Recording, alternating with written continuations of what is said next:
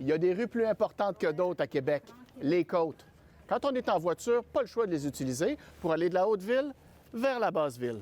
Dans un bref communiqué de 4 phrases à peine, la Ville de Québec nous annonce que la côte de la Montagne, dans le Vieux-Québec, devient sens unique en descendant. Mais pas pour l'été, non, pour 2 ans. La raison? Une bête chicane qui empêche le propriétaire de cet immeuble en rénovation de placer une grue dans le stationnement du voisin. Et donc, pas le choix de mettre l'équipement dans la rue. Il y a des travaux qui sont effectués par les propriétaires de l'Auberge Saint-Antoine pour un agrandissement. Donc, il a acheté un bâtiment, le bâtiment qu'on voit avec la fiche rouge derrière moi.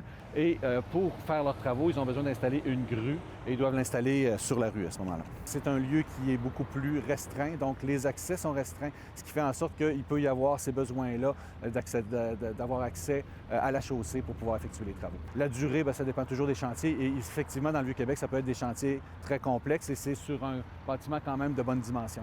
Lou Price, propriétaire de l'immeuble en rénovation, nous a donné sa version des faits. On avait besoin de cette partie de la rue de la Côte-de-la-Montagne de toute façon. Dans n'importe quel projet, il y a toujours un périmètre de sécurité qui doit se faire autour de travaux d'importance. C'est pas une situation idéale pour le voisinage, là, mais il n'y a pas de 36 solutions quand on s'en va bâtir, refaire un projet de cette envergure-là.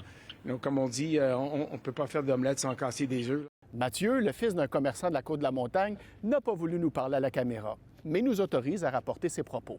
On l'a appris dans les médias et en voyant les panneaux ce matin. Nous, on vend des feux d'artifice. C'est sûr que nos clients viennent de loin, ils prennent leur auto. C'est du trouble. On dirait que ça n'arrête pas ces temps-ci.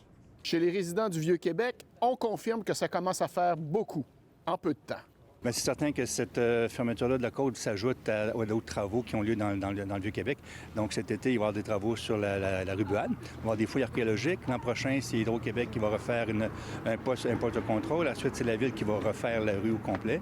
Éventuellement, il va y avoir des travaux sur la rue des Remparts faits par Parc Canada pour les fortifications qui longent la falaise. Donc, il y a beaucoup d'interventions dans le secteur là, qui va être très achalandé. Ça fait beaucoup de choses en même temps, au même endroit. Donc, c'est quelque chose qu'on va suivre de près, là, puis qu'on va discuter davantage avec la Ville, parce que c'est un accès important, la Côte-de-la-Montagne, autant pour rentrer que pour sortir du Vieux-Québec. Donc, la Côte-de-la-Montagne est à sens unique en descendant pour un bon bout.